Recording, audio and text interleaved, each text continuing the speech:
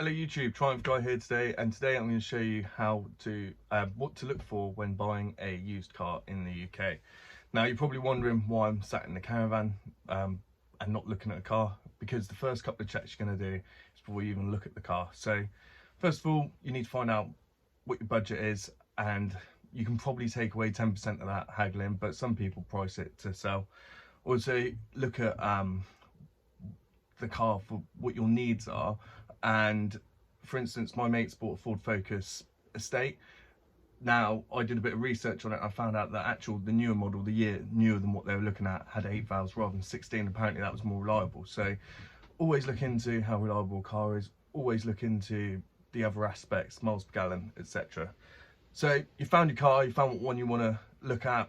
You see someone on Facebook Marketplace, they have advertised one.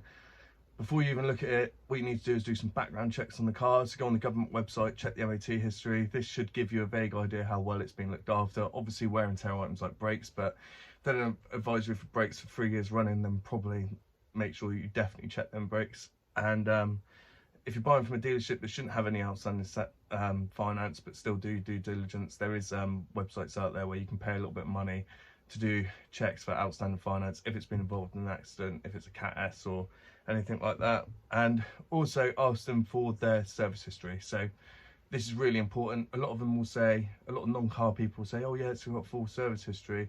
Actually check that service history before you turn up. There's no point in wasting your time. So have a look. If it's done over 100,000 miles, make sure the cam belt's been done. That's a massive one. I've viewed a Jag before, 120,000 miles, no service history. Didn't even know if the belt's been done or not. I just thought, well, how can I trust you now if you don't even know anything about the car itself? So, and also you're going to need to check to see if it's been stolen. So before you even view the car, you need to talk to the people you're buying it and just say, make sure that it's cold when you check it, because you're going to have to do a couple of cold checks on the engine bay before you actually take it out for a drive. So first of all, if it has got these, if it's BMW or VW, just make sure that these are secure and they go up all right, because you don't want this collapsing on during your checks. So nice sort of dirty engine bay. This is really good because you can actually check for leaks. You know that it hasn't been sort of tampered with in any way. The reason why we're going to go into the cold checks first is because you don't want to open up this when it's hot, because it's very dangerous. So you're going to open up this. You're going to check it for contamination. The oil will float to the top, so that's good. If it is contaminated, then it's probably a no-go, I would say, unless the oil cooler's gone, which is a fairly inexpensive fix, a few £100, but still, you don't want to be buying a car and it hasn't been done. Next thing, open up this, the oil filler. Just check for any contamination, any froth, any bits and bobs like that. That would also say that maybe a potential head gasket, and you do not want that. Check the oil.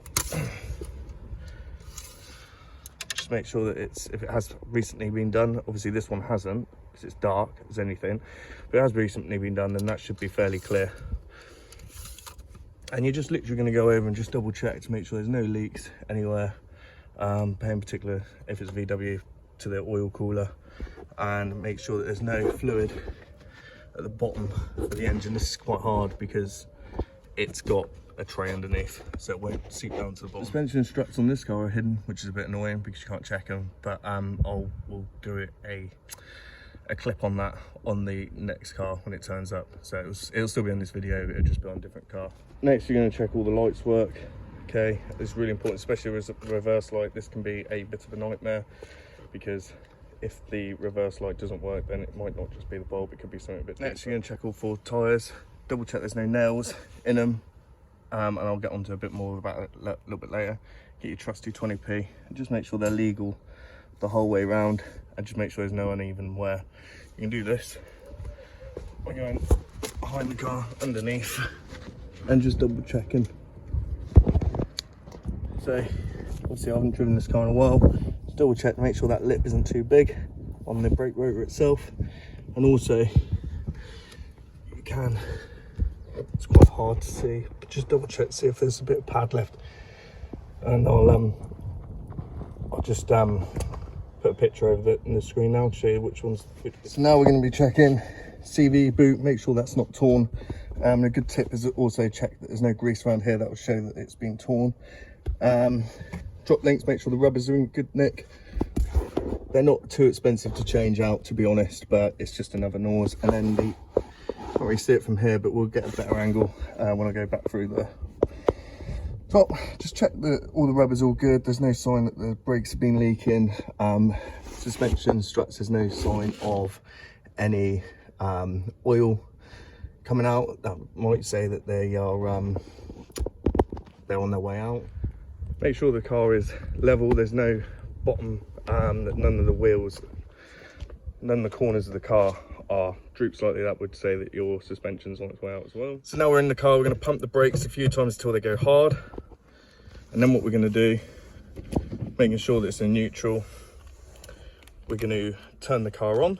Once the car's on, once we turn it on, we're going to make sure that the brake pedal depresses. Just make sure your brake booster's in good nick. Like so, it should get nice and easy. Make sure there's no warning lights. Obviously, airbag's turned off, but make sure you turn that back on and make sure that light goes off, because that could be an expensive fix. Make sure there's no other warning lights. Obviously, these are all right. It's got the handbrake light. We'll release the handbrake, make sure that goes off. So, now the car's on. We're just going to double check the links. I know this is a different car than the one earlier. This is supposedly 208. Again, just check that there's no sign of structural damage on these bits. That might be in the front accident. And yeah, we're just literally having a look, making sure there's nothing here. There is a bit of oil there. That's from when I filled it up. Freezing the Taurus, time to fill them up. If you ever do buy totally Taurus. Look at the exhaust pipe. Make sure there's no weird smoke or smells coming out of it. Okay, older diesels will smell a bit diesely, however, as long as it's not sweet or black smoke or anything like that, it should be good. This is the G-Wagon's leaking, by the way, not the Peugeot. So some other interior checks you might want to do is just double check the carpets are dry. Sometimes these things can have leaks. If it's got a sunroof, double check to make sure there's no leaks coming from there. You can basically, it might just be a little clogged drain, but it's not something you might want to diagnose. Make sure the door seals are rust free, and make sure everything on the outside is also fairly rust free, depending on what sort of car you're buying. When you're in here, you're going to check the windows work from both sides. If it's got keep fit windows, make sure they work. Make sure there's no sounds, any clicking sound. That could be that the door, the window regulator's on its way out. That can be a nightmare to fix. Trust me, I've done it plenty of times.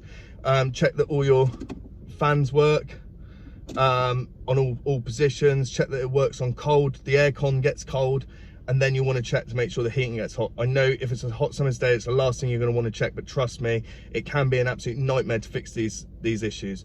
Check the radio works, and also what you're going to want to be checking is that whenever you do any of these electronic controls, that nothing random happens. For instance, turn the heating on and the wiper blades come on. That could indicate that there's a dodgy earth somewhere, and that can be an absolute nightmare to track and trace and find, okay? So just double check that everything works interior wise, and also maybe do a couple of them checks I've just mentioned whilst driving as well, in case, I don't know, an earth's been dislodged or something, okay? So it might be an intermittent fault. But let's get on to the test drive now.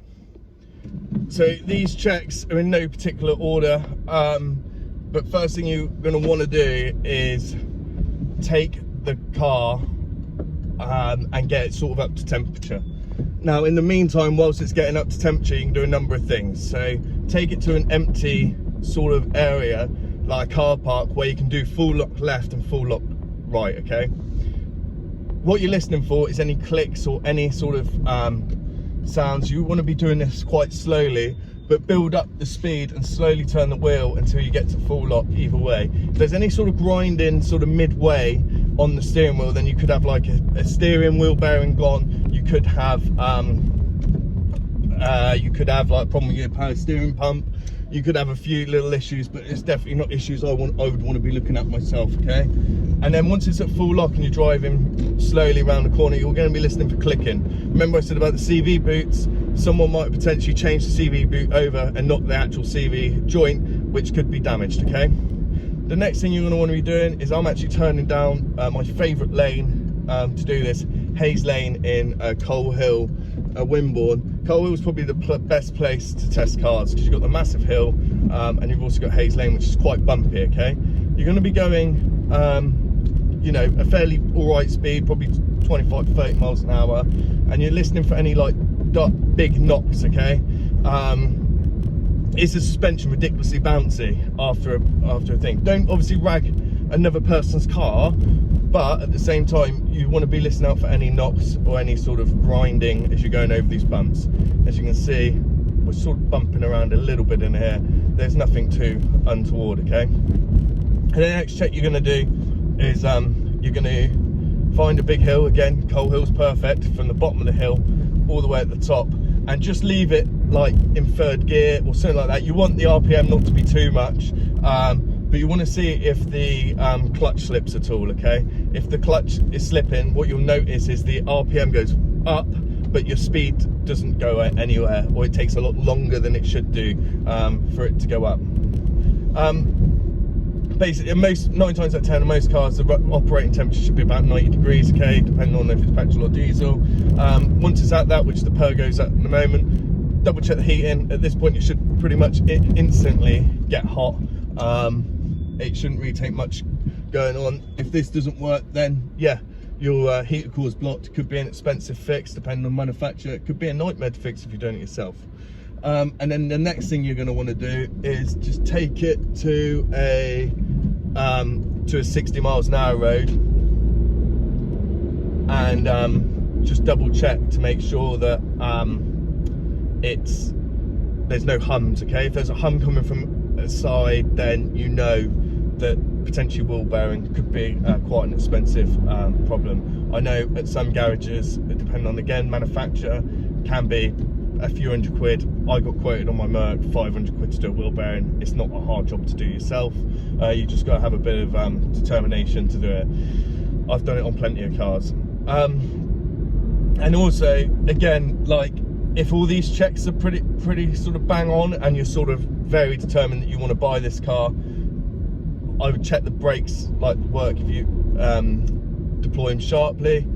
Again, what this might happen is you might get an oil warning light that might say that you've got an oil pressure problem. The oil's low already, but you would have checked that beforehand. So, and a few other bits and bobs which could be wrong with the oil system. And also, if the brakes don't work when you deploy them sharply, then you could have a slight problemo. Now, at this point, it's all looking good. You're going to want to take the car and rev it up, so don't obviously rag it too much, because I wouldn't say that's a very polite thing to do. However, drive it quite spriteful, and just see if there's any unusual sounds or anything, any sort of issues. Make sure that you're not really speeding, but you are giving it a good old go. Another thing you can do is do a hill start, and again, that will just double check to make sure the handbrake works okay, because you definitely want to try that. You don't want to be parking it on your driveway and the car just slides out into the middle of the road. And also, you'll be double checking that clutch. Okay, so you're now coming back from the test drive. Start thinking about anything you can potentially knock them down in price. If it's all good, then yeah, like I said before, thinking about the old the 10% rule, and just make sure that it goes into reverse all right. Okay, so I'm now going to reverse the car back. No horrible clunks, and it's all good. Another thing I forgot to mention on the test drive, make sure the windows are up, because if they're down, it could mask some horrible smells. If it's got sort of a smell coming from the vents which doesn't smell engine related, then it could be a blocked pollen filter. These are pretty inexpensive and pretty easy to change yourself. However, again, something to knock them down on the price. But if it's an engine-y smell, then you know that potentially you've got an internal problem on your engine, which could be an issue. It could even be head gasket, but it's all about doing your due diligence on these checks. So after the drive, just double check that there's no leaks. Again, these might have sort of come up, they might have hidden them quite well. And also check your spare tyre. If you are going to buy the vehicle, make sure the spare tyre's there and it's in good order. The last thing you want to do is drive down the road and get a flat. And another thing I forgot to mention at the start of the video is just check for like panel gaps. Make sure all the gaps like on the bonnet are the same either side. Door gaps are okay, that the doors aren't drooping. That could potentially say that it's been an accident or something's happened. And the most important thing is if it's your first time driving this particular car, like in this case, I'm driving the Peugeot. Did I actually enjoy driving the car? Yeah, all right, I might have actually done it at someone else's expense, which I wouldn't necessarily say. But, you know, there's a few things about this particular car I don't like, and I will be doing a review on this car, i.e. the blind spot's pretty hard to reverse and actually see where you're going. But yeah, that's pretty much all of it. And if you have stuck all the way to the end, thank you very much. I will be submitting a document with all these points. So then if you want it, drop your email address in the comments. I'll send it over, then you can print it off and then go over all the points with a QR code on it to this video. So if you do get stuck, then yeah, you can just return to the video. But yeah, thank you very much. If there's any cars you want to ask any questions about, drop them in the comments. If there's anything you're unsure about, drop it in the comments. If there's anything at all, I'll always answer. Just drop it in the comments. And yeah, if you do like this sort of content, then please make sure you like and subscribe. I'm going to be doing loads of videos on cars and what to check for. But yeah, see you on the next one.